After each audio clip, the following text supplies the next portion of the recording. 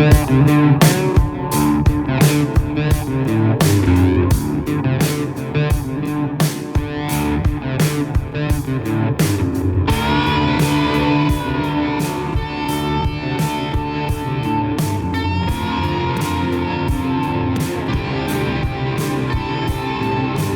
listening to Cain, Randy, and Brooke on Scratch the Vinyl. All right, everybody, welcome back to Scratch the Vinyl. You made it back for another week, and we are always glad that you have. I got to tell you guys, we're going to just do it right now. We had such an amazing thing happen in front of our eyes, something that made me drop my entire chin down to the floor. My mouth is open. I'm drooling. I honestly could not believe the Super Bowl performance and all the things going on with it, all the backlash.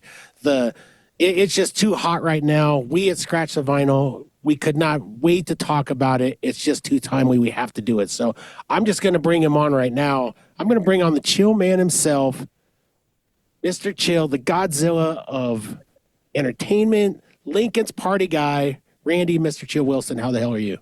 Hey, Cain, how are we doing today? Man, I am so excited to talk about this topic. It goes right along with our, protest songs that our 10-part series we're working on. What a timely thing for this to happen. Holy cow.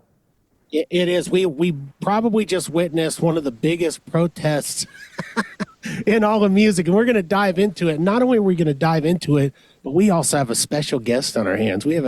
I'm chomping at the bit to bring him on, so we might as well bring him on right now. It's our mischievous cat who we see walking behind us now and then during the show. It's one of my favorite people. He's also a party machine if you've ever seen him perform. Let's bring him on right now. Max Antoine, how the heck are you? Hey, how y'all doing? Thank you for having me on the show. I've been waiting for y'all to come, holler at me. That's why I'm always just walking in the background watching y'all just do y'all thing. Yeah, I mean, we've been saving it up, figured we were going to need you at some point to fill in an episode, but obviously I couldn't think of a better topic to bring you on than what we're talking about right now. Oh, yeah, that halftime show was the chef's kiss. It was so amazing to me. So amazing. This is like the Who Wants to Be a Millionaire phone a friend. Randy and I needed you, that friend. We needed to phone you, bring you on the show, and talk about this because I know you have some killer takes on this, and you're going to help educate all of us on what the heck is going on. Because there's a lot of symbolism, there's a lot of things happening with Kendrick Lamar and with what's going on, and I can't wait to dive into it. So let's dive into it right now. Let's be honest. Kendrick Lamar literally just taunted America in front of our current president during the biggest sporting event in the world. Absolutely. It couldn't be the biggest protest of, blackness. I mean, right in America's living room with the most viewers in the world. I mean, it's everything that we've been talking about for years, that we've always known, as far as, all the things that we've been, as far as we as Black people have been wrestling with education, incarceration, all those other things. With that show, he's educated us that Black folks are the ones that created this country. And like, to talk about some of the symbolism, the whole flag. Do y'all remember the flag that they created in the show? And it was just all Africans, all African Americans that was there to symbolize that. And on top of that, Samuel L. Jackson being Uncle Sam. What? that was insane. Because we all seen the picture of Uncle Sam. It was a big old white man pointing to you saying, make sure that you honor this country. And you see Uncle Samuel L. Jackson telling Kendrick, make sure you do right by these white folks. You do right by them. Like that was insane to me. That was crazy. Every little bit of this was something. I mean, it really went over the head of everybody, I think, until they really sit back and they start to rewind and watch the performance over and over again. You start to understand, and people start to like us. We're going to break it down. you start to break down exactly what it was. But I'm floored by it. I do have a lot of takes on it. There were some songs that he did that I personally don't care for, and I know that people are gonna come at me about that, but that's okay. It's just like the protest songs Randy and I have been talking about. I don't have to necessarily dig all the songs. I like a different type of rap. I like 90s death row records, okay? I like old hip hop. I mean, that's what I like. I don't know what what it is about it. I don't have the problems that they have in LA or Compton or Long Beach, but there's just something that resonates about the anger and the frustration that I can't help but feel what they're feeling. And so it's not that Kendrick doesn't go that way, but I mean, because there's so much of it, I just don't necessarily like a lot of the delivery, to be honest. Well, Cain, if I may, man, that's pretty much the deal. Like a lot of the entertainment is really commercialized to make us like something, right? Every advertisement that you're out there lets you know that there's something wrong with you. This is what you're supposed to like. We've been told what to eat, what to drink, what kind of woman we're supposed to like, with all the models that are out there and all those other things. And to be honest, like a lot of it is racial, it's sexism, it's all the things. And Kendrick is the man that came out there and said, I'm not going to follow these tropes. I'm not going to do it. We have a problem in this country. And and we've been saying it for all my lifetime. I've been saying it. I don't know if you've ever followed me on Facebook. I've always talked about it all my life.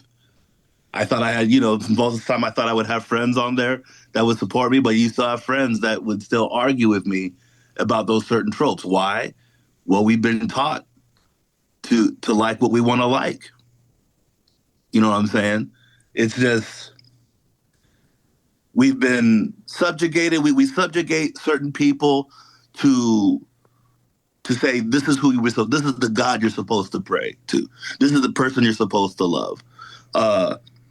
Any type of science that's not the same as our science, you're delusional. You're imagining it. This is the proof. Even though the proof is the same, or even our faith when it comes to religion, we have the same sort of proof. We can't prove that God is actually real just because I believe in angels, but you're crazy if you believe in leprechauns. It's all the same type of deal. And so with Kendrick, going back to what you're talking about, liking the 90s stuff, it always seems that hip hop was always about shooting people, disrespecting women, ass and titties, all this other type of stuff. And even me growing up, when that stuff was new, I'm gonna be honest, I never got into it, right? Like Dre and Snoop and all them. Like I didn't like it at first. I mean, it grew on me later, and I don't know if that was the commercialism of it. My personal favorite rappers was like Common, Mos Def. Even growing up, Criss Cross and ABC, the little kid people. But I was their age at the time, so I was relating to them when they were rapping. Was it 12, 13-year-old kids, just rapping, just singing, Bone Thugs and Harmony?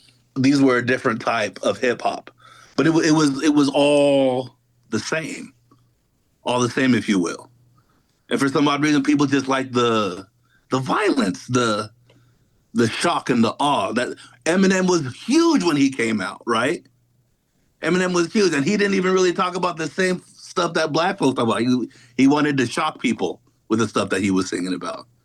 And he would sing about pedophilia. He would sing about, disrespecting gay folks, relationship with his wife and all this other stuff. But it was stuff it was his art, his stuff. I don't know if that makes any sense to any of y'all. I think obviously there's a little bit more to this whole story. I mean, and that's the point. And to your point, Kendrick doing some of those songs that you didn't maybe care for or understand was still part of the point. And it's because he wanted to do, he's an artist. And he's authentic.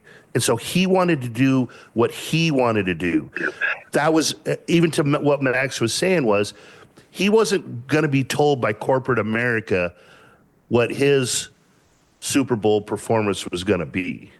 I mean, and we're going to talk about all that, but that's kind of the bottom line is he represents himself from that standpoint. He's an artist. He's not trying to commercialize anything. And his whole beef with Drake is all about that commercialization that Max was talking about. And again, if you want to sell a lot of records, you appeal to the white masses. That's where the money's at. Okay.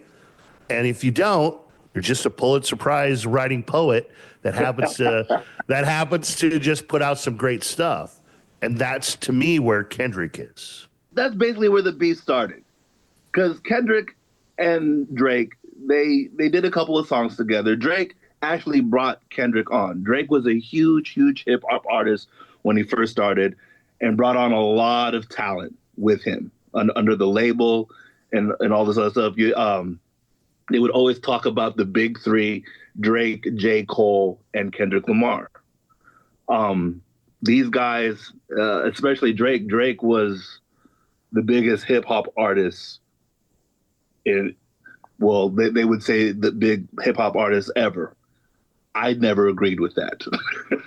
I didn't either, by the way. I thought it was all commercial. I didn't get most of it, didn't care for what they made popular. And so, Randy, when I tell you I hate Drake, I hated him. And at the time, I couldn't put my finger on it. I kept saying, this man just seems fake. And I thought, well, maybe that's just today's rap. That's what it is. It's not the same as Dre. It's not the same as Snoop. It's not the same as all those other things, Compton. But I had to learn that Drake was from Canada, that he was on a TV show called Degrassi. So not to say that Drake isn't black, but his music seemed to fake the funk. He didn't seem like he was coming from a genuine space in the music or in the culture.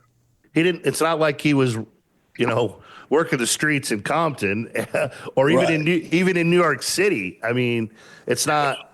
He just didn't seem genuine. Any of those other things. And Kendrick, I believe, knew that and said from the very beginning, I don't like this guy. I don't like what he represents. I don't like any of the things. Because Kendrick was a very flashy person too, right? Just like any Hollywood person. Loved the girls, loved the money, loved all of those things. And Kendrick was very to himself. I'm just concentrating on my family. And I'm saying this just from what I see. And I just want to mention, I don't know all the personal stuff of these two guys' lives, right? But Drake was always trying to appeal to the masses, singing different songs, and people would say, oh, he's really good at R&B. And you're talking to a guy that creates R&B music, that loves R&B music. You're telling me that Drake is better than Boyz II Men? Drake is better than Luther Vandross? That doesn't make any sense. Why are people telling me this? Before the beef, Drake would always throw jabs at Kendrick, and Kendrick would always throw jabs at Drake. I don't listen to a lot of Drake songs, but with Kendrick, he did the whole Black Panther album, the movie Black Panther. Y'all remember the movie Black Panther? So he did that whole album, and the song with SZA on it, where Kendrick, the very first words he said, I don't want your congratulations. This game is nothing new to me. I don't know why you feel like I need to be involved with all these other things. I don't even like you, right? It was very subtle, but I think he was talking about Drake in that situation. Even though the song was supposed to be about Black Panther and the situation that's happening in that movie, it was very subtle. These were the kind of subtle jabs that they would take at each other. And then finally Drake had enough and had the first song where he named Kendrick, and the song was called First Person Shooter. First Person Shooter was with him and J. Cole, and they attacked Kendrick immediately. I want to go back so that you understand hip-hop beef. Y'all heard of things called rap battles, right? Yeah, absolutely. Rap battles are it's a sport. You come out and you freestyle certain things and you jab at each other with the music, with the instrumental that's in the background, and you poetically jab at each other all the time. That's what the whole Tupac and Biggie beef was about back in the day, back in the 90s, right? So this was a similar thing, and Drake started it.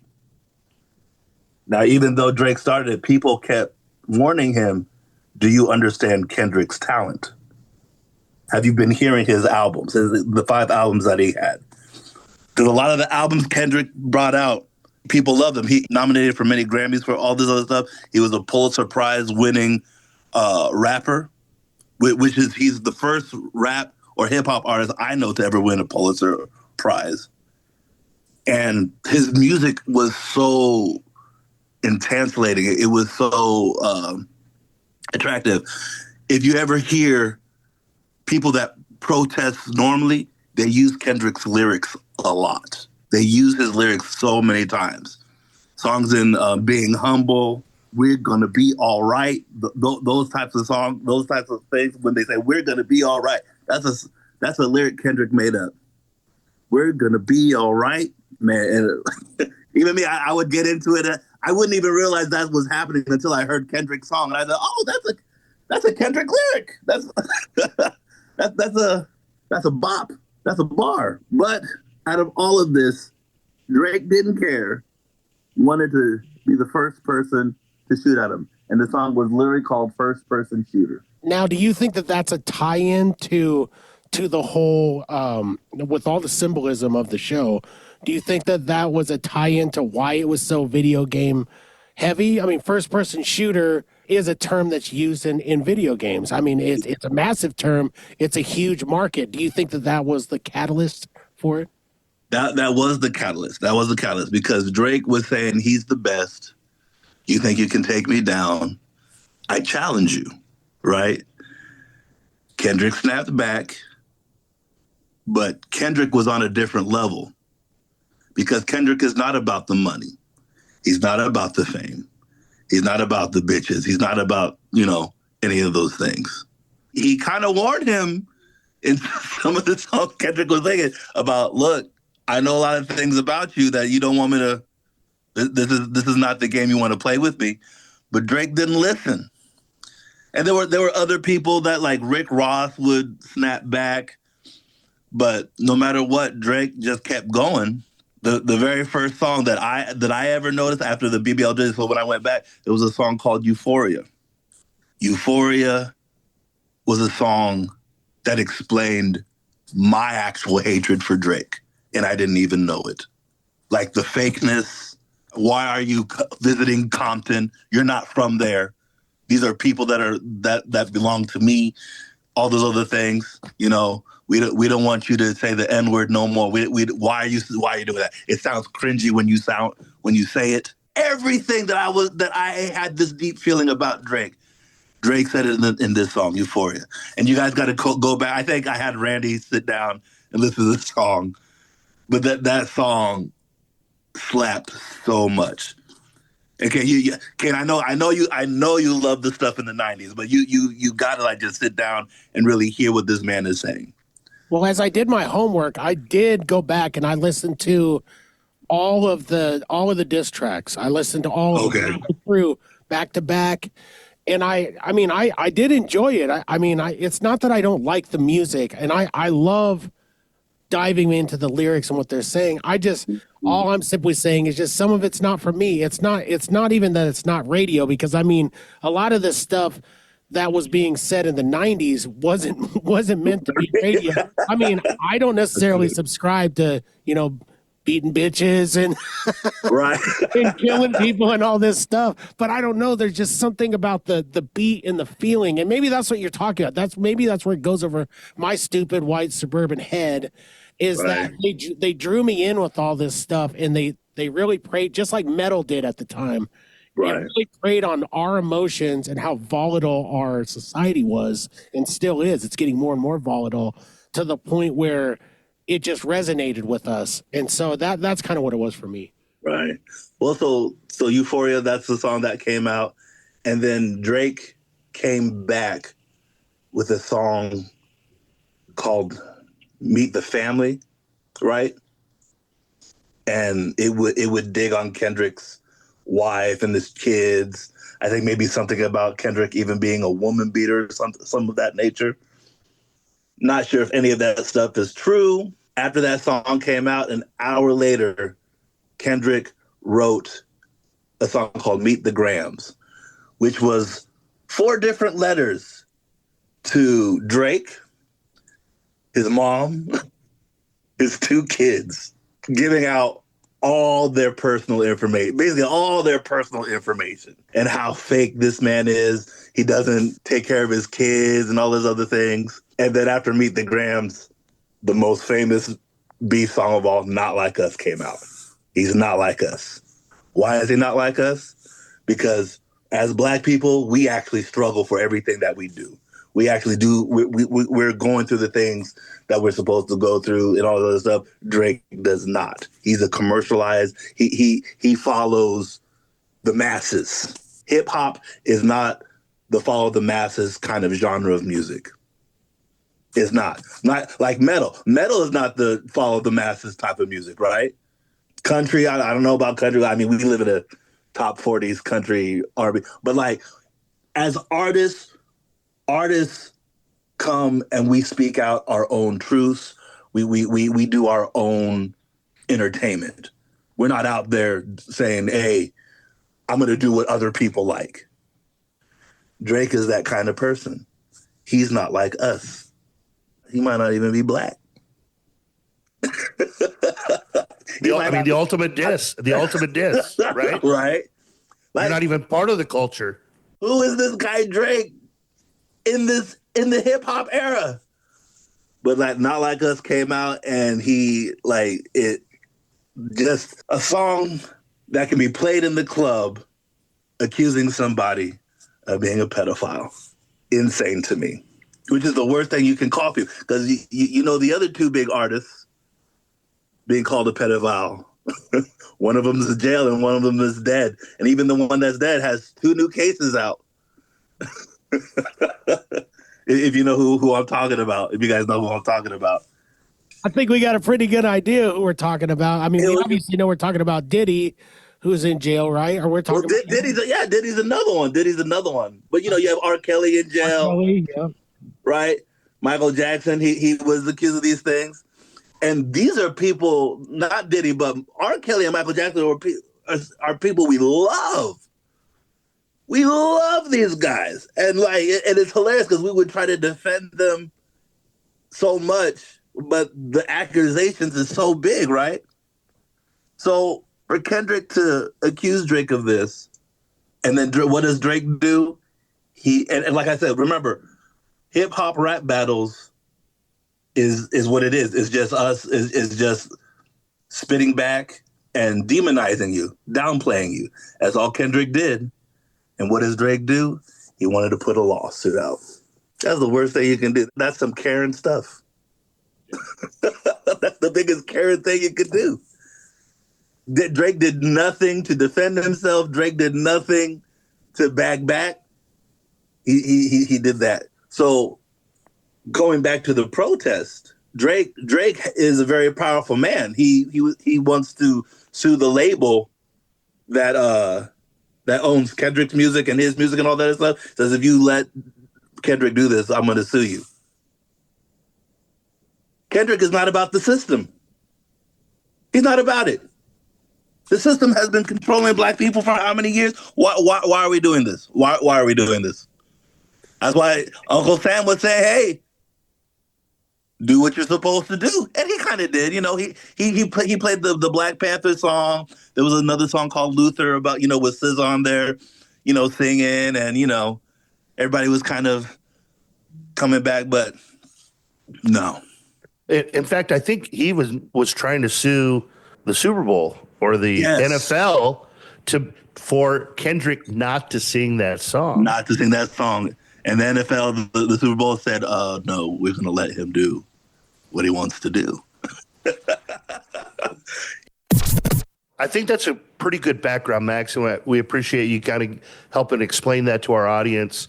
Kind of where the history of the beef started and kind of why we're at this point.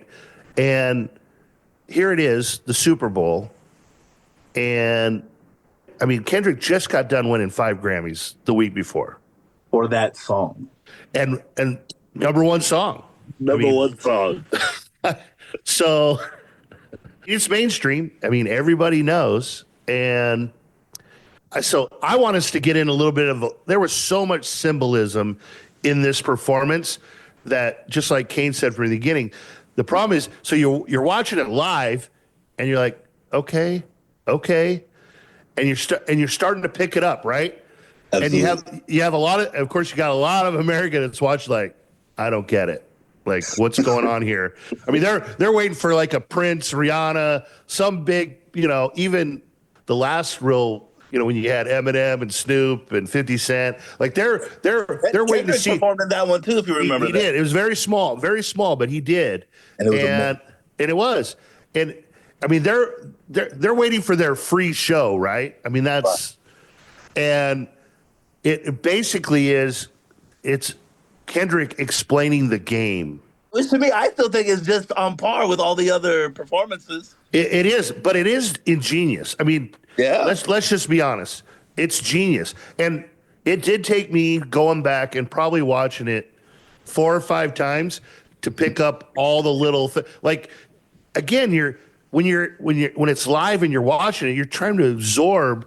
And for me, as a music fan, as a music lover, I'm trying to listen to the music. I'm trying to hear what songs is he going to sing and what's he going to perform.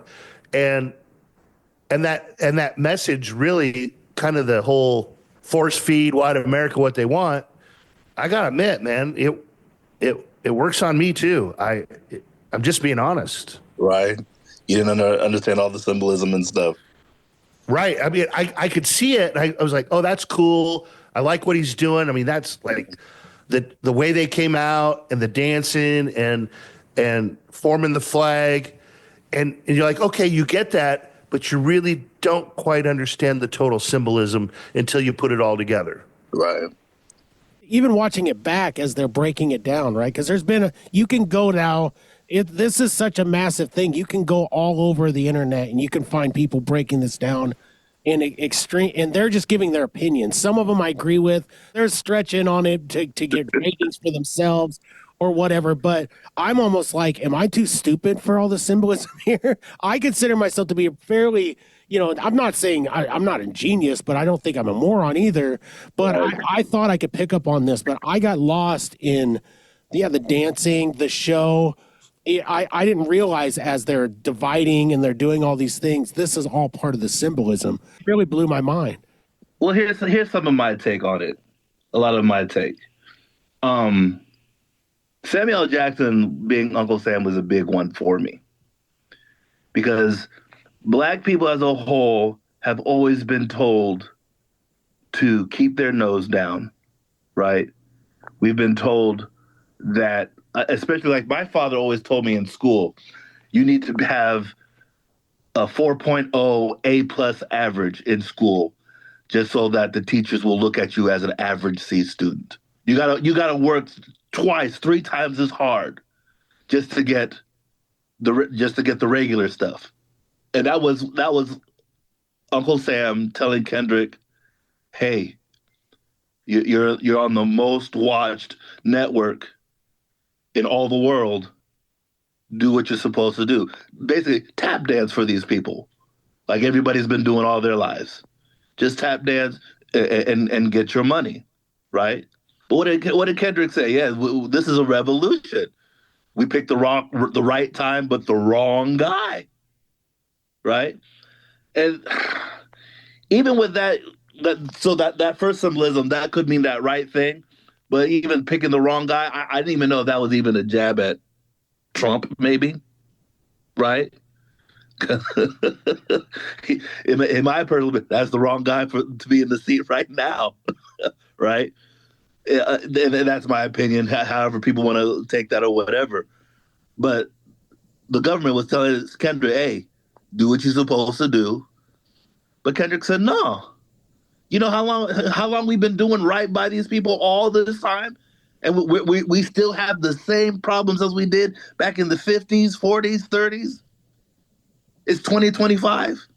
We still have these same problems. That don't make no sense. No, I'm not gonna sit back. So a lot of the stuff, the flag again, the people in red and blue. I looked at that. Maybe that at first I was like, that might be Bloods and Crips coming together. You know, That is true. That is true. Like Kendrick has promoted the unity of LA. Like Right. he has fought for the Crips and Bloods to come together and stop the violence on the streets. Absolutely. So I think there is something to that. People, yeah, many people have tried this. Killer Mike has talked to them, and like Bloods and Crips. Again, I don't know this. I feel like they've come together amongst a lot of issues, especially amongst communities of the African American communities, right? So there's that. I also thought maybe that would have been Republicans and Democrats, right? Because I don't see a difference from Bloods and Crips and Republicans and Democrats. Because no matter what, you're going to defend your set regardless of the ridiculousness that they do, right? So that was kind of another, and that was just for me a symbolism for me of them being united, and what was the song that he did? "Be Humble" was the song when the flag came up, right? There was a point where he came down the middle and split them in half. Exactly. Like, it showed the division between the flag. Exactly showed that division, but they were at the same time they were still kind of united, right? Because they had the tap dance, because that's what Uncle Sam said. So he did that. He did the two Luther and SZA songs, and you could see Uncle Sam. He was so happy. He said, "Oh, good job, Kendrick. You're doing what you're supposed to do." And there was a part where Kendrick might have messed up a little bit, and Uncle Samuel Jackson said, "I'm still going to deduct one life." I think I researched something about that. Somebody said that could have meant a symbolism of taking away somebody who was a leader in the protest, like Martin Luther King. Could have been Malcolm X, Marcus Garvey, Bobby Seale, Huey P. Newton. I'm gonna deduct one life. It's a martyr system. A martyr system for people who have died for the cause, who have died for the things that we've been fighting for in this country. Right? John Smith, is that who was big on the voting? Randy, I can't remember. Who was the man that marched with Martin Luther King over voting? Oh, I'm supposed to know this, and I do. He just passed away a couple years ago. Just passed away, yeah. Right before Trump came into office and made everybody not believe in the voting system anymore. Senator from Alabama. Exactly, yeah. I'm losing it's John Lewis. John Lewis. John Lewis, yeah. I'm about to lose my black card right here on this podcast, y'all. I mean, he walked across the bridge. Oh, man, this episode is just too good. It's just going too well. But we got to do my favorite part of the show, and I'm sure it's yours too. Not that all of the things that we're doing isn't great, but we're going to move on and do some of our sponsors, run that Elegant Sasquatch ad, and talk about the people, places, and things that keep this show going and support us. So let's run that ad right now, and then when we come back, we will hit the local roundup. Welcome to the Late Late Show with your host, Squatch. Welcome to the show, everybody. We have a controversial guest tonight. He claims to have the world's smelliest beard and doesn't plan to do anything about it in the foreseeable future.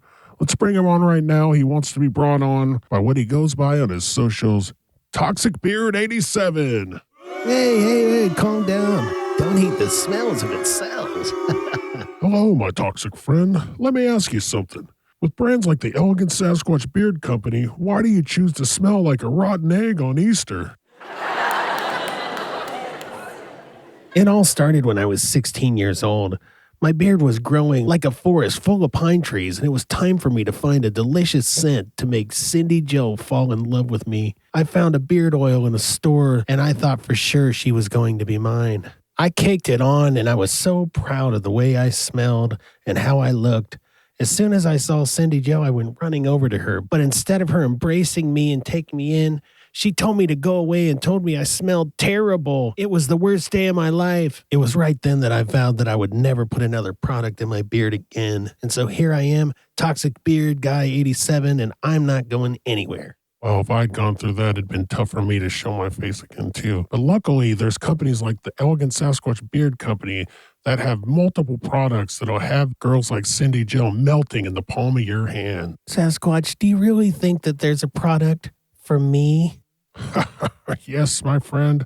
There are beard balms, beard oils, beard butters, and beard washes that will make your whiskers the talk of the town. You'll be smelling like a dozen roses, and you'll be looking the best you've ever looked. I would give anything to get Cindy Jo to talk to me just once again. Where can I get this amazing product? Head on over to elegantsasquatchco.etsy.com and find yourself getting lost in the amount of items that they have to offer, including beard boxes as well, with a full line of some of their favorite products. There's only one thing left to do. I'm going to go over to Etsy right now, and I'm going to buy as much product as I can, and I'm going to find Cindy Jo, and I'm going to win her over. Thanks again, Squatch. You heard it here, folks. We changed his mind. Next on the show, we'll have a doll with an eating disorder. Then we'll have squirrels riding skateboards. Till then, head on over to Etsy right now. Tell them that the Scratch the Vinyl podcast sent you. All right, let's kick off into this local roundup. There is so much going on in this weekend. It is oozing out of this city and onto you with goodness. So Valentine's Day is this Friday, and there's some massive shows. Let's start with Gray's Keg. They've got our favorite Hell to Pay over there. You don't want to miss them, especially on Valentine's Day. I can only imagine what they're going to do to get all you lovers out there fired up. Then Saturday night, they've got Twisted Chrome. Twisted Chrome is back for a 9 p.m. show, and they are going to rock the house. Also, the Zoo Bar has something massive going on as well. Lincoln Exposed is going on, so if you guys really want to dive into the Lincoln music scene and Nebraska and just revel in all these great bands, this is the time for you. So starting at 5 p.m. on Friday, this will go pretty much all weekend. We've got a boatload of bands, so let me name some of them. We've got Floating Opera, Comfy, Dean the Bible, Scott Severin and Stately Holmes, Love and Gumption, No Drinking on Grounds, Vampire, and the Sedmantics. Saturday night, they've got Moore Brothers Band, Powerful Science, Happy John and the Arnold Palmers, After Arizona, Social Cinema, Head Change, Emily Bass and the Near Miracles, Echo, and then Estrogen Projection ends it off that night. Man, what an awesome lineup. What a killer lineup of bands, shows. You guys got to get there. If you go there, take pictures, get some video, send it to us at Scratch the Vinyl Podcast. You can get a hold of us on all the socials so we can see all the cool stuff you're doing and supporting live music. Speaking of supporting live music, I can't think of a better place than Roots Music Shop. They've been supporting the musician out there and all of you with great products, the best guitars you can find, new, used. You can buy, sell, or trade. They've got records there. They fix your instruments. They've got drums. They've got a little bit of everything there. So go to Roots Music Shop. Tell Ryan that Scratch the Vinyl sent you. Also, if you need a tattoo, why not this weekend for Valentine's Day? Go to Slying Tattoo. Bryce is the best in the business, and he's my personal tattoo artist. I love him very much. And he just kicks butt. So go out there, get those I Heart Mom tattoos, and Randy's favorite, the dolphin diving into a rainbow on his lower back, which I hope he gets one of these days. That's your local roundup for this week. I hope you guys get out there, make this the best weekend of your lives. Go support live music. And now let's get back to doing the Super Bowl shuffle, talking about Kendrick Lamar and all the wild stuff that happened that we witnessed with our guest, Max Antoine. So let's take it from the beginning. I think that's the best way to go here. Let's look at the whole thing because to me that is the message. So if you start from the beginning, he starts out, let the game begin. So there's a lot of symbolism and metaphors here for the whole performance. And it starts out where the Superdome is highlighted in red like a start button. That's right. Because everything looks like the PlayStation controller. Right, and that's how it starts. But there's some symbolism to the red button with Drake. Drake had said something about pressing the button to, this being in the Super Bowl, performing at the Super Bowl is like the big deal, right? Exactly. And so this is kind of a slap in his face, right? I made it. This is let the games begin, right? Right. And so it kind of already starts out with this whole the big picture of the game, and of course it does. The show starts out with what is the Xbox controller, right? It's got the symbols, the X, the triangle, the circle. Yeah, it's definitely the PlayStation controller is what that is. PlayStation controller. That's what I'm sorry. You're absolutely correct. PlayStation controller, and but it's also the symbols for the Squid Games on those soldiers' faces too. Right. Because I couldn't decipher whether it was PlayStation or if it was a thing with Squid Games. Because in Squid Games, that's the rich killing the poor. Right? If anybody's ever seen Squid Games, it's all these people that were desperate and needed to, do something. And it's the rich folks watching these people kill each other, not being united, but killing each other for a common goal. And ultimately, one person in the Squid Game gets all this money. Which to me is kind of like, see, Drake, you can be the one guy that won the Squid Game, but you had to kill everyone else to get there. Yep. So you're really not part of the culture. You're not really fighting the real battle.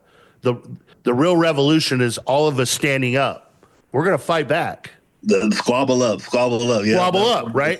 Yep. Squabble up. We're gonna fight back. And so ultimately, to me, then it starts out where Kendrick is saying right away, look, I'm good with being who I am. I'm comfortable. I'm authentic. I'm going to perform my stuff. And that's how the show starts out, right? That's exactly how the show starts out, yeah. Especially still with Samuel Jackson telling them, calm down. And he's basically right. He said, I'm not going to play the game the right way. I'm playing it my way. My way. Right. And for him, that's like giving everybody a voice. That's how the whole thing starts. I'm trying to remember the whole thing because there's the video game, but at the same time, the stage also looks like a prison yard. I don't know if y'all noticed that. Well, there is part of that where they zoom in and zoom out.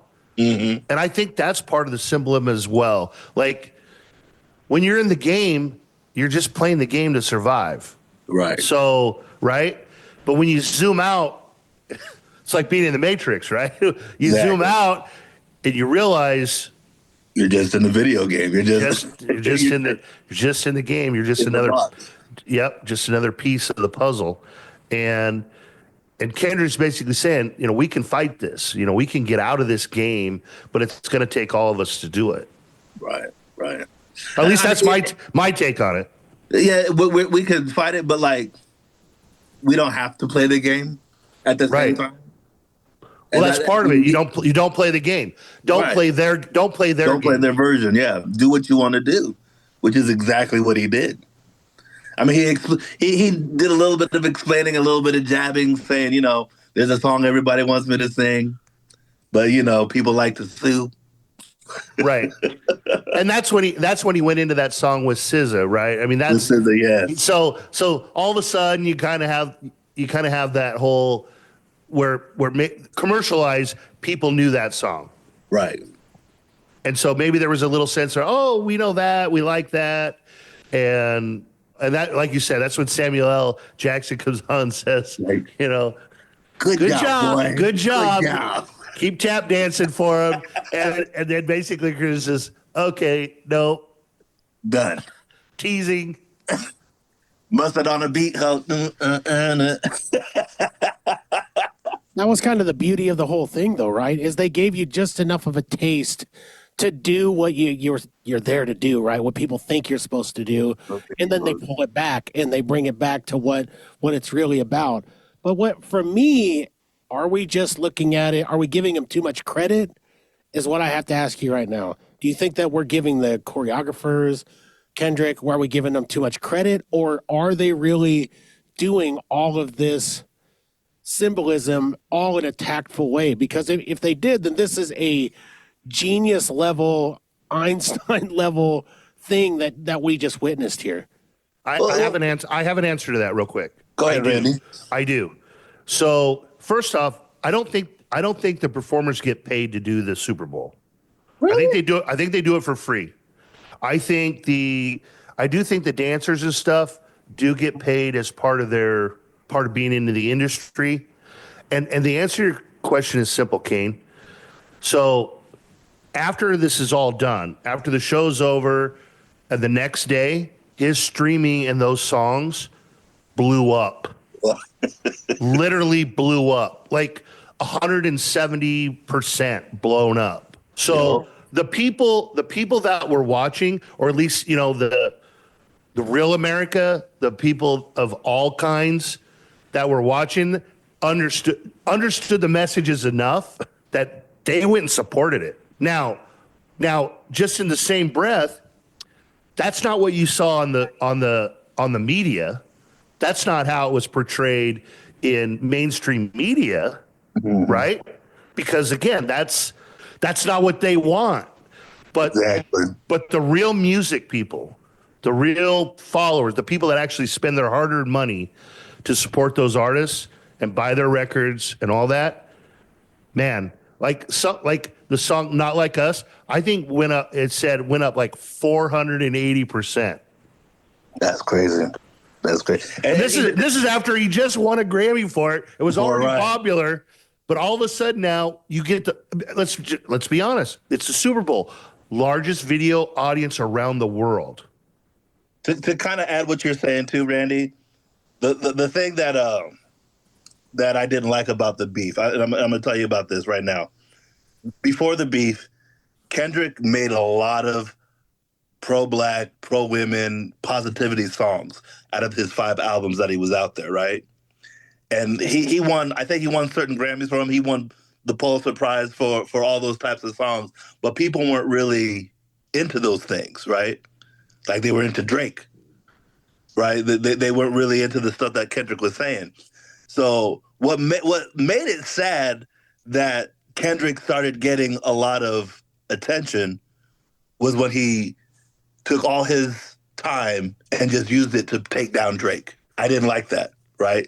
I was like, oh, now that he's showing hate, now he's getting the Grammys, right? He's getting love. But the fact that you just said that after that whole Super Bowl, now everybody's going back to hear the positive messages that he was doing all along from before. So I don't know if that was Kendrick's game to turn everybody around, right? Along with the protests and all those other things, to be like, now listen to what I've been saying all along.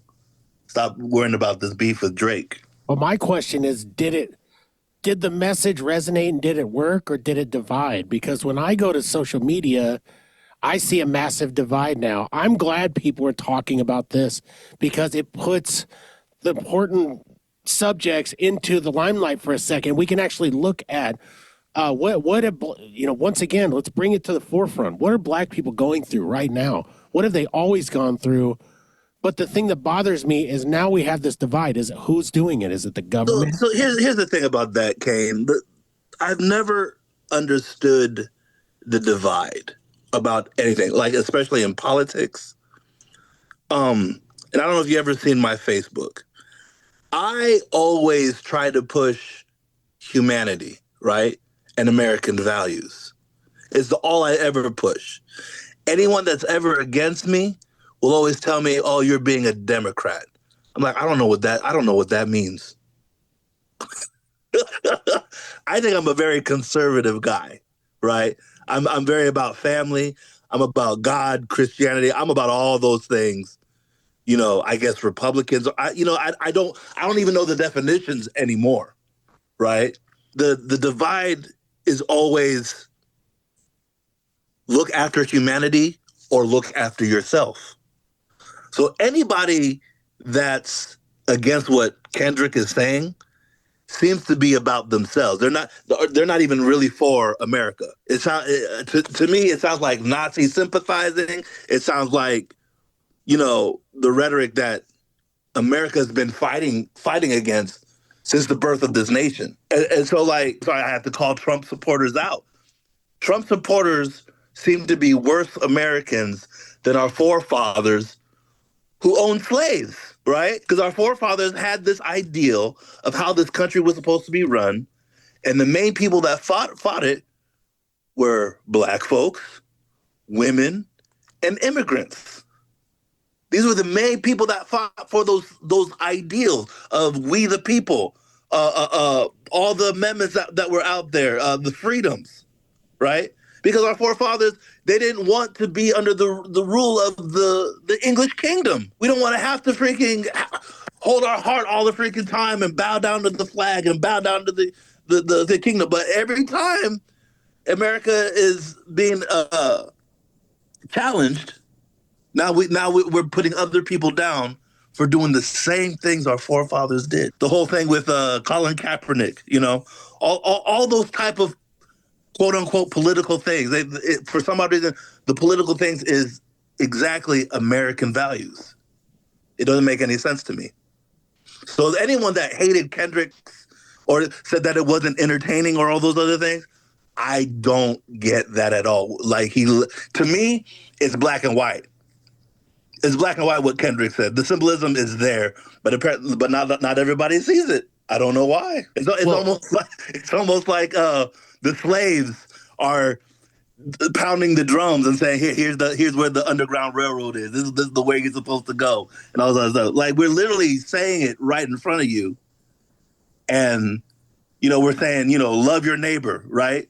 These are the Christian values that love your brother, love your enemy, respect people that have different opinions than you. People don't do that. Well, I think that's really well said. I honestly, you really did answer my question, because I've been toiling on the fence of what are like, people are calling people racist. Okay, people are coming out and getting. Of course, they're going to get nasty on social media, and social media is such a vile area. It's great for promotion. It's great to have a good time to distract you, but it also pisses you off. But as I read these comments, I read a lot of, well, you didn't like Kendrick's performance, so you're a racist. I don't necessarily buy into all of that. I think there is a happy medium where someone just didn't dig it. It's not their style of rap, whatever. They want Metallica on there instead. Who knows, right? I mean, if it's just that, then that's fine. But there are other people saying other things. Oh, yeah.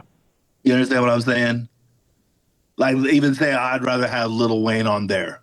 Well, of course, you want this dude that's always high on juice, whatever that cough syrup all the time, and just, want to just talk about money, bitches, and hoes. Yeah, of course, that's what entertains you. That's all you want to see black people do.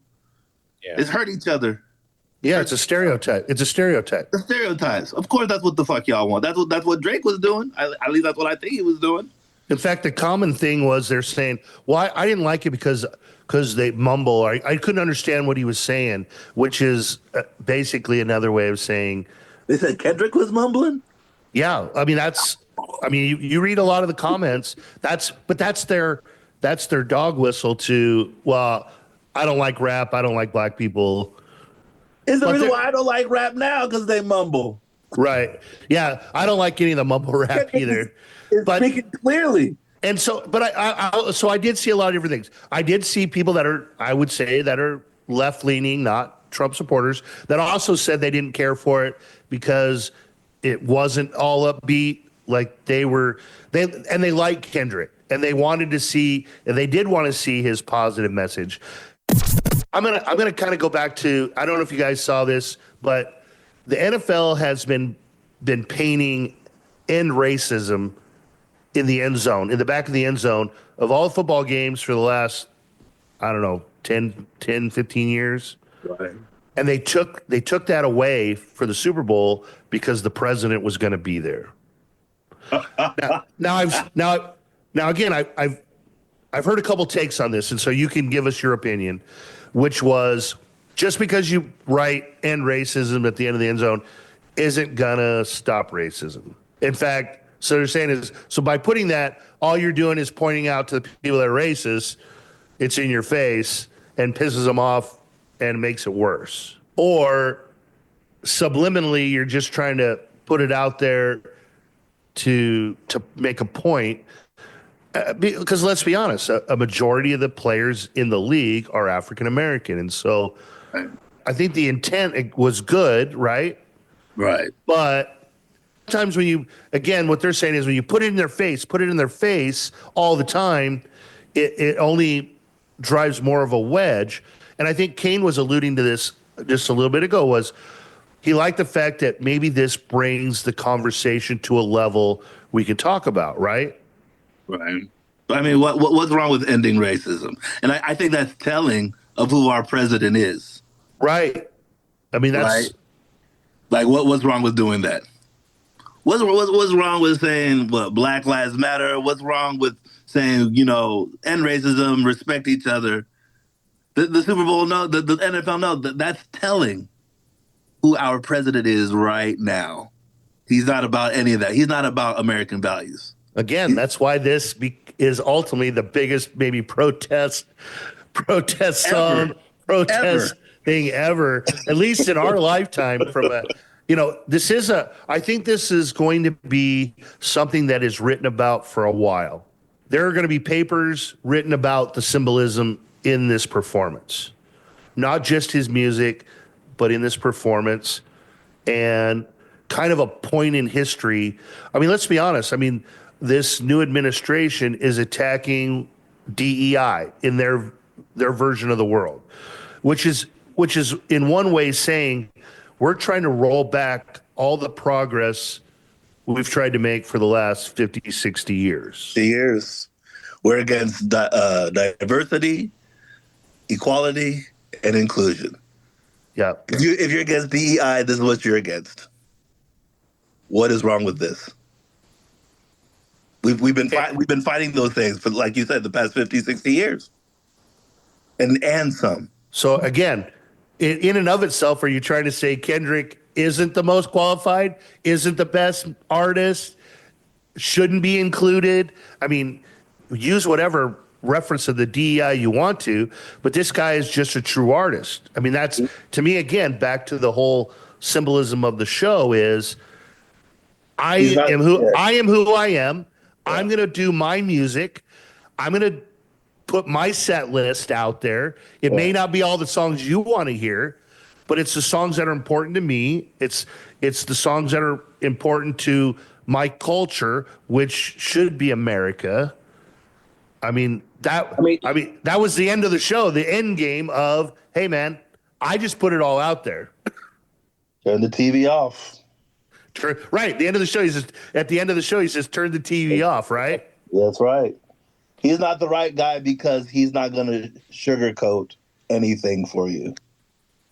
Well, and we're going to keep circling back to this with the protest songs, but he's doing what Rage Against the Machine said. He's saying, fuck you, I won't do what you tell me. Exactly. He did an entire performance in front of the biggest audience in the world, and he did it right now. Would you have loved it more if it was Rage, Cain? Because if it was Rage, it'd probably have the same effect. No, I loved it. I loved what they're doing. I love the message. I honestly, I don't have any issue with it. And I think we're talking to, in our area, this is where some of the listeners, it's okay. We're giving you we're spoon feeding you some of the stuff that it's going to make you uncomfortable. We're talking to a brick wall to some people in this area. No, I get that. Cain, but I know you're a rocker, though. Yo, yeah. You know what I'm saying? I think if it was Rage, you would meld with it more. If it was because Rage is I think they're the same kind of people as Kendrick. I think so too. I love Rage Against the Machine with a passion. I think he's saying the same thing in a different way is what I'm getting at. Exactly.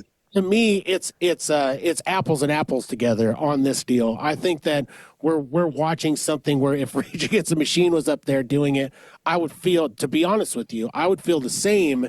Yes, I'd be excited to see Rage because they're not together anymore and all. But Right. I think it's apples and apples right now. They're both doing the same thing in a different way, and this is why these conversations are so important. This is why I'm loving doing the protest songs. The listeners are loving it. It's just, this is so important because this is what music and art is all about. You should be expressing yourself. You should be getting your points out there, and you should be doing it in an intelligent way. And I love it. And let's be honest, we do this show because we love music. We do this show to show people's art. We were promoting entertainment, local entertainment, all entertainment. If you're still listening right now and you've listened to, what are we at? Came over 40 episodes on this show. We have promoted every genre possible. I mean, almost, right? I mean, I feel that way. Like we haven't most more hip hop. Well, but we've just been recently promoting some hip hop. I mean, we've just kind of systematically been going through it, right? Right. And that's why this has kind of been timely. Like it just so happened a few weeks ago, Rolling Stone had put out this top 100 protest songs, and me and Cain felt very strongly about trying to dissect some of that. Some of those songs. Well, just all of it in general. What? Because we talk a lot about what music means to us and how it affects us personally and what we get out of it. So, because sometimes, again, this is a perfect example. Sometimes we just like the song, and sometimes we like the message, and it just happens to connect, right? And well, I mean, as artists, we have an important power, if that makes sense, right? We do the things that politicians are supposed to do, right? What do politicians do? Politicians tell small truths to create this big lie. While musicians, artistry, painters, all these other people, we tell small lies to bring out this big truth. Right? We're the rebels. We're the pirates of the revolution. All artists are. Anyone that writes music, that makes music, that raps, that does metal, even they paint, they do acting and all those other things, it's a huge responsibility because you influence so many people. I made a list of some stuff here for the end of that show, of the Super Bowl experience here, and I think we've touched on a lot of it. But basically, in its entirety, the performance was, the beef is over with Drake. Kendrick won. The game has always been rigged, but here we are. We're getting through it. Kendrick's totally representing Black America in all the symbolism and their experience. Again, which represents going up against the rigged system. He's not going to play by their rules. He didn't play by their rules, right? He did the song list he wanted to do. In fact, kind of what we were just talking about, actually, a lot of these people don't even want to see rap as one of the forms of entertainment at the Super Bowl, right? I mean, that's just one of those things, right? And basically also saying, I don't care about the corporate elites, which is kind of what you were talking about earlier with whatever side you're on politically, they're all being controlled by corporate elites. Everything is about generating money. 1,000%. And so I think at the total end of the day, at the end of the performance is simple, is that Kendrick's ultimately saying, I'm authentic, I'm going to do what I do. And you know what? If you actually listen to the lyrics and you know my songs, I'm winning at the game of life. without all of that. Okay. I don't need your corporate. I'm winning at the game of life because I'm true to myself. I'm true to my people. I'm true to my culture. And then it's game over. If I don't let you control me, I'm winning. And I think this will stand the test of time. I couldn't agree more. I mean, I think they're going to be making documentaries about this. I mean, this is something we're going to talk about throughout history from here on out. That's how historic this was. 1,000%. Thank goodness somebody stood up to the system, the rigged system, as you said, and the establishment and what's going on. And they finally said, enough's enough. I'm going to do it my way. And he did. And so anybody, you don't even have to support it. You can, fine, I'll put it like this. You don't have to like rap to appreciate what went on there. You don't. I mean, you could be one of those guys. Trust me, I've walked into many rooms and many places where I performed, and the first thing they said to us, you ain't going to play that rap crap, are you? And I'm like, look, I have a guy who looks like a farmer who plays guitar with me. Do you think we're busting out all the hits? No, we're not. But what's it matter, right? Like that's the type of country we live in. The type of country we are. I'll tell you the craziest post I saw yesterday after was this guy says, he says that, hey, Kendrick, I've been paralyzed for 10 years. I'm in a wheelchair, and I want to thank you because after watching your halftime performance, I finally had enough strength and energy to get up and turn off the TV. What a piece of shit. It's like, are you serious? Oh. Don't make me put voodoo on that man, Randy. Don't make me do that. Again, watching it live, like I said, I didn't get all the references right away. After going back and watching it a couple times, I started to see more of it. It was easier. Again, sometimes these messages, you have to step back. And that's what true art is. That's what the true artist is. When you can plant the seed and let it grow, right? It wasn't necessary. It wasn't our face, but it's like these 1,000 small jabs. And maybe it finally gets through a little bit. Well, the jabs are everywhere. And not only to the establishment, but getting back to the beef, I mean, the ultimate jabs, right? I got to just say it right now. Let's have a moment of silence for Drake, right? R.I.P. to Drake and his rap career. It's over, right? Game over. It's ended. It's over. We'll see. I mean, I think it's 1,000% over, but I still think about Drake's intelligence for starting a beef with Kendrick in the first place. Because Kendrick, it's like trying to start a rap beef with Eminem. Who does that? You know how good this man is. What are you doing? Like you better bring it. You better bring your A plus game. The best rappers always say, "Don't mess with the white boy. He will slay you," and yet they still try, right? Because it's a challenge, right? It's a challenge to prove who's the best, right? And I mean, and respectfully, Drake didn't back down. But that's true. But snap, K-Doc 50 cented Drake. R.I.P. to the man. He's got R.I.P. Yes. Well, let's bring up a couple other things that happened in the performance. Was you also had Serena Williams. Oh yes.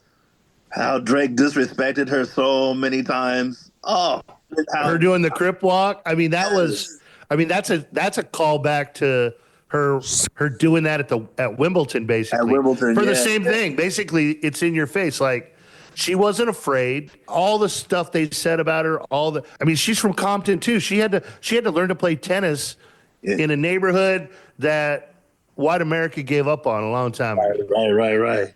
What did she actually crip walk at Wimbledon, or did they stop her? She did, and she got chastised for it. That's right. But again, she was just being herself, and took a lot of heat for it. And this is after she's the most successful woman tennis player in the world, arguably the GOAT. No doubt about it. One of the biggest athletes out there. Yes. And you know that was because that's one of the things they did. They criticized her body, her shape. Yet athletic wise, she's a beast, right? I mean, He's so fine to me. I don't understand the oh criticism. yeah, me I neither. don't. I don't either. She when I saw her out there, I'm like, this woman is so ridiculous attractive. Like I don't understand. And the fact that she's crip walk. I mean, that's my. I'm gonna share a little secret. That's my Fortnite emote. Is the crip walk. I bought it with the Snoop Dogg pack. Every time I get that victory royale, you know I'm sea walking on top of everybody. I love it. And I did think that the part where when they did do the song with SZA, I mean, just shows you again how talented she is. Her voice is great, and they didn't have to dress her up into some wardrobe that might malfunction to get attention. She just let her voice do the job. Her goddess shine. That's basically what happened. Her goddess shine. Yeah. Was there anything else you guys saw that maybe in the whole thing? We've touched on a lot of stuff here. Yes. But I think this was big though. That's why we had to talk about it. Yeah, this is huge. We had to cover this. I mean, if we're a music show and we're not talking about this, are we even paying attention to music today at all? We had to do it. If we don't have anything else, I mean, we can definitely put a ribbon on it and and call it a day, or we can continue on. Anyway, whatever you guys want to do. Well, I think we need to do a part 2 because even me, I've stopped listening to rap back in like 2010, right?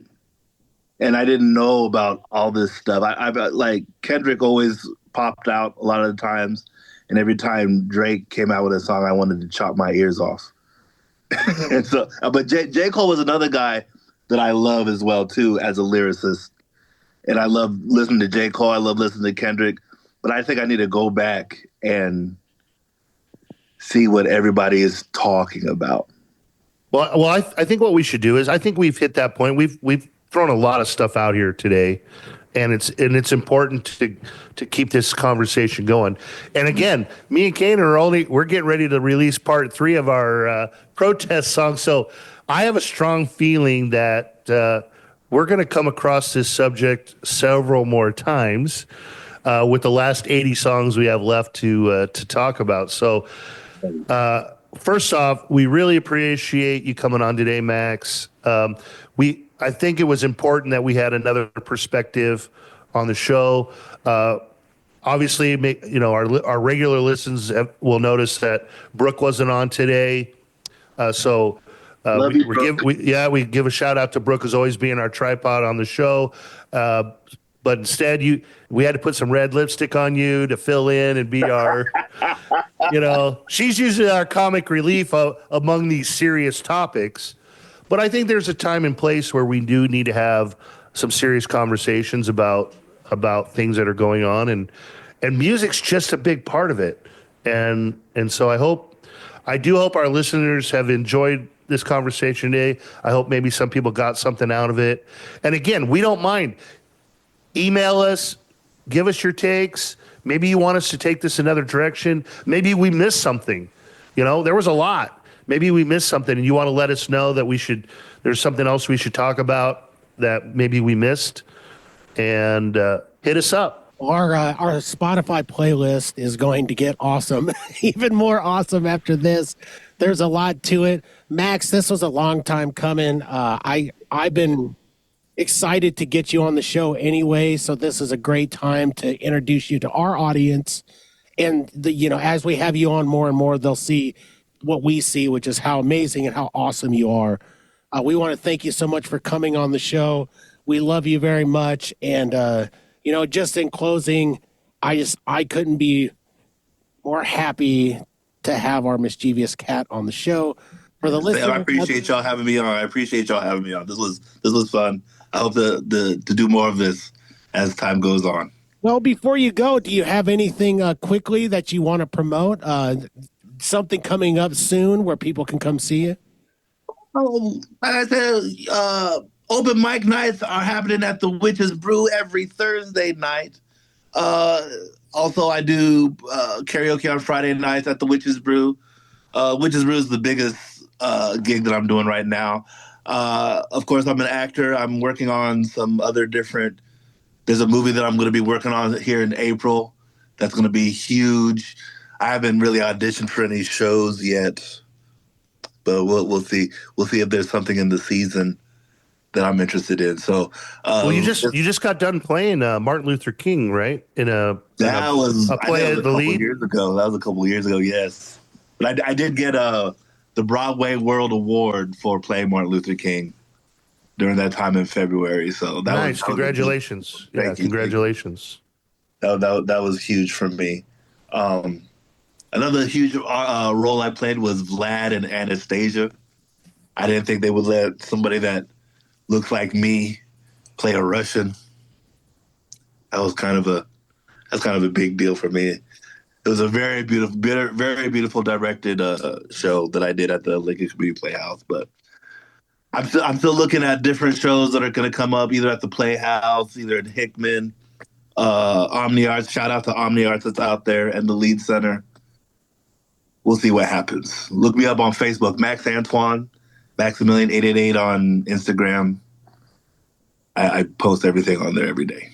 Yeah, well, definitely people that are looking to do open mic or get their, test out their music, test whatever, they should go check you out and go out there to Witch's Brew and do some free performing. Got a nice little stage. It's not a sports bar anymore. It's got a nice ambiance. Definitely worth checking out. And It's almost a speakeasy, if you will, almost. right, speakeasy. But again, this is just another example of helping kind of promote local entertainment and music. So, yeah, we wish you luck on that, and let us know if there's anything we can help promote there. Yes. Much love to you guys, man. Much love. Well, at this point, I think Max could probably be one of our unofficial extra hosts for the show. I loved it so much, and I'm so glad to have him on. We had so much to unpack in this show, and I'm sure we'll have him on again. So for the listeners out there, thank you guys so much for coming back for another week, and we will see you again next week. We'll catch you on the flip side. We'll catch you here on Scratch the Vinyl.